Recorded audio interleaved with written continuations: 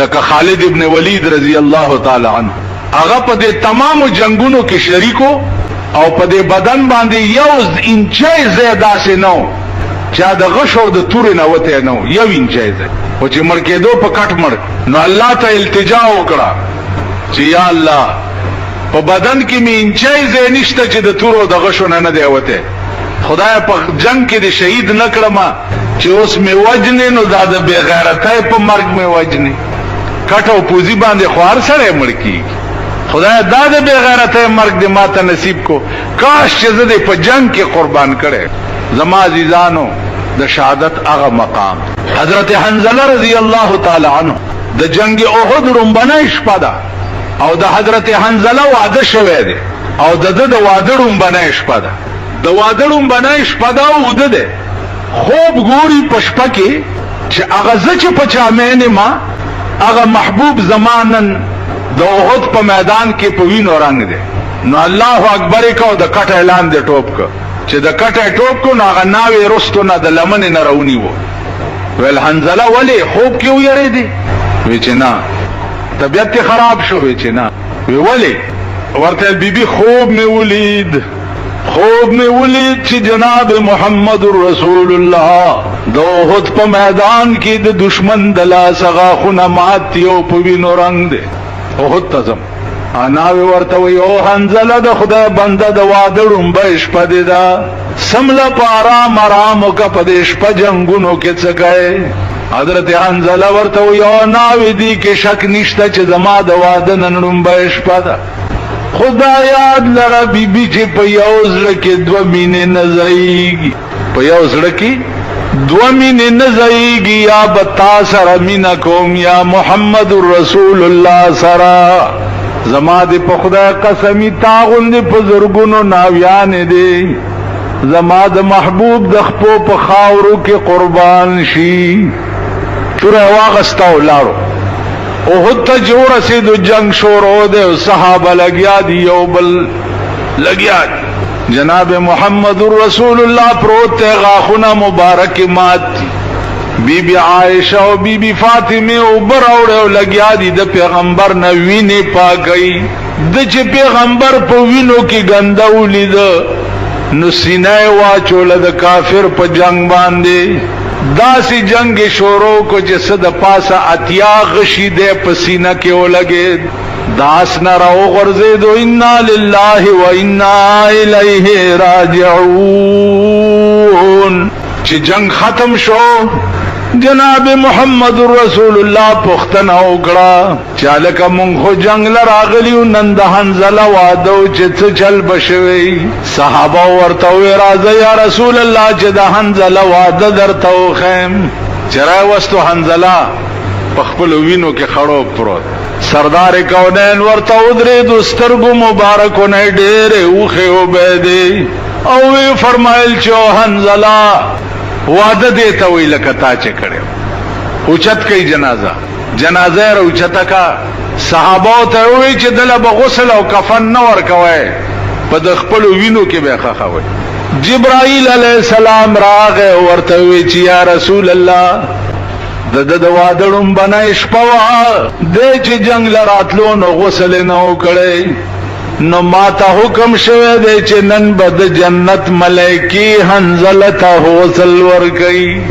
اللہ نن بد جنت ملائکی جبریل با اوبر اوڑی او د جنت ملائکی با حنظل غسل ورکی اس کا تاصل اللہ توفیق درک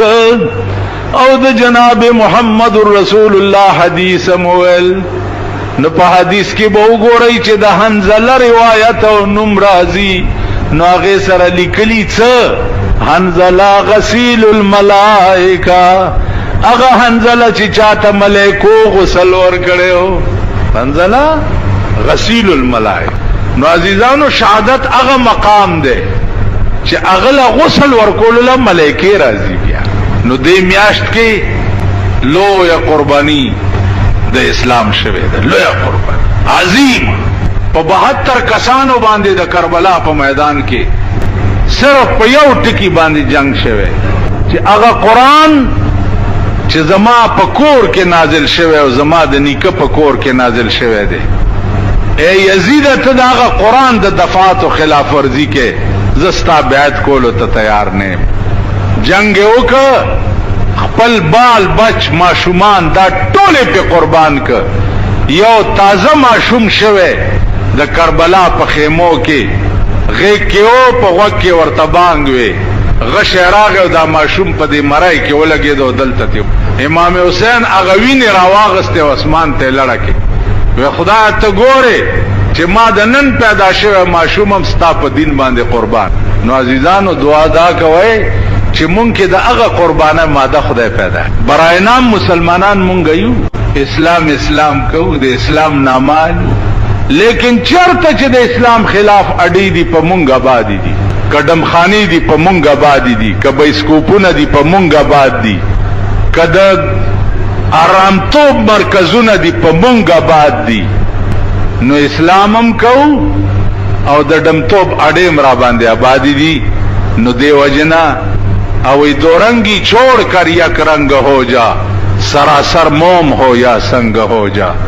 دورنگی مکوي، منځونو تم روان شي، الته بلیټونم کوي، منځونو تم روان شي، الته چې په نشترحال کې ډمتوبونم ګوري، منځونو تم روان شي، سینماګانو تم ځي، منځونو تم ځي، بلو پرنټونم چلاوي، بلو پرنټونم ګوري. نو دا دورنگی دا او د دورنګي اسلام چې ده دا منافقت ده، او د منافقت سزا به د کافرو نه زیاتې. نو حاضر کړل شي دو ترجمه علما وکړي. یا خدغه مړی ته شهید زکوي چې د مشهود له بالملائکه ده، دته د ساختو پټیم کې ملائک حاضر ولاړوي او د استقبال کوي او دا ورتوي چې تان قریب چې ډېر زر جنت ته روان. او یا مشهود له بالجنه، دته شهید زکوي چې د مشهود له بالجنه ده. او یا مشهود له بالجنه، دته شهید زکوي چې د مشهود له بالجنه ده. یعنی د زنکدن په وخت کې دته جنت حاضر وي. علما وایي چې د چې څو وخت کې ساوزي نو دا وخت کې دته جنت حاضر وي مخامخ، او دا ورته وایي چې دا ستا ساوتل او دا د مقام دی په جنت کې. نو گویا شهید معنا دا مشهود له بالجنه یا مشهود له بالملائکه. شهید ته شهید زکوي چې په وخت د مرګ کې یا خدته ملائکه حاضر وي او یا دته جنت حاضر. نو شهید په معنا د مشهود باندې د شهید معنا ده. او شهید چاته وای چې کوم قسم مړی هغه ته شهید وای. عزیزانو دې کې باس ډېر زیات ته، هغه تفصیل کې درته نظم خلند غوند معنا د شهید دادا چې شهید چاته وای من قتل بظلم، کوم سره چې په ظلم قتل کړي شي هغه ته شهید وای. یو سره بے گناہ قتل کړي شي هغه ته شهید وای. بے گناہ قتل کې دام راضی چې یو سړی سره ستا جنگ دی، تا ورته کنځلو که او د کنځلو بدل کې هغه در باندې ډزو کو ته مړ کې نو ته شهید دی. ځکه چې د کنځلو بدل کې ستا مرګ هغه ته روانو. یا دې پکور ډاکر آله او تا نه مال وړو او تو ور سره مقابله شوی او ته مړ کړې نو ته شهید دی. علی هذا القياس کم سړی چې په ظلم مړ کړي شي بغیر د قصاص نه چې د چا تا پورې مرګ نه او په ظلم مړ کړي شي دې سړی ته شهید ویل شي. اوس علما وايي چې شهید چې څوک په ظلم مړ کړي شي هغه سړی به لمبای نه، هغه به کفن نه ورچي، هغه ویني چې کومې په ده لګېدلې وي هغه به پاکوي نه، په همغه وینو کې ګندا، په همغه جامو کې خپل صادر به تاو کی او خخ به کی. غسل او کفن چې دی دا به شهید ته نه ورکوي. ولی؟ ځکه چې جناب رسول الله صلی الله علیه وسلم فرمایلی دي چې شهید چې څه وخت کې په قیامت کې راپاسي نو د دا ویني او د شهادت دا زخمونه چې دي دا به د مشک او د عنبر په شان خوشبوئی کوي. د دې به دومره عظیمه خوشبوئی وي چې ټول د قیامت هغه د حشر میدان به په معطر کی. اوس دا شهید چې څو وخت کې په قیامت کې خپل رتبه وګوري او د خپل مرتبه او خپل عزت وګوري، نو دې بداوي چې یا الله کاش چې په دنیا کې زه ثم احیا ثم اقتل ثم احیا ثم اقتل ثم احیا ثم اقتل، خدای چې زه ژوندی کېدی او بیا قتلېدی، بیا ژوندی کېدی بیا قتلېدی، بیا ژوندی کېدی بیا قتلېدی. یا الله چې زما ټول عمر په دې کې تیر وې چې ژوندی کېدی او قتلېدی، ځکه چې د دې شهادت خو ډېر لوی مقام. علما وایي چې په دې ورځو کې امام حسین ته د شهادت رتبه ملاوېدو کې لوی راز داو چې امام حسین د پیغمبر نوسیو او حقدار د نبوتو. نو نبوت چونکی پر رسول الله صلی الله علیه وسلم ختم شوه او نو الله هغه رتبه ولا ورکه چې په نبوت پسې اٹیچ دویمه رتبه ده. شهادت چې ده په نبوت پسې دویمه رتبه ده. نو د دې وجنه الله اهل بیت رسول ته رتبه د شهادت ورکړه چې په نبوت پسې لګیدل رتبه. نو زما عزیزانو حدیث کې راځي چې یو سړی چې د شپې سملی او دکی او دا دعا وکي چې خدای پاک ما چې مړکینو په دې خپل کټ پوزي مې ما مړکوا، یا الله ما چې مړکې نو ما په جنگ کې د کافرو سره شهید کا، باغی کې مې مړکا. رسول الله صلی الله علیه وسلم فرمایي چې کدیش پکې دا سړی په خپل مرګ مرشم الله به په قیامت کې د شهیدانو په ټولي کې خالی په دې نیت باندې خدا دا چې نیت صحیح وي. دا سه نیت نه لکه یو بوډای خزا دا مسله چرتا اورېدلې و نو د شپې جسم لاسته ول خدای ما په غزا کې شهیدا کې، نو په کلی کې د شپې ډزې شوې چې ډزې شوې نو دې په کړه کې خیال وکړو چې را تخکاری چې ډزې دی او اسنه چې په مونږ سوکراله وی یا الله د ماخام دوام چرته قبول نه کې، مطلب نه چې شهید مې نه کې چرته. نو نیت داسې نه، نیت داسې حدیث کې راځي چې شهید چې دا یا په ګولای لګي یا په تور اواله شي یا په غشي لګي، نو دا سړی د دې شهادت د ګولای لګېدو یا په تور د والو یا په غشي د لګېدو درد به سمري. اوس په ګولای چې سړی ولګي سمره درد کوي،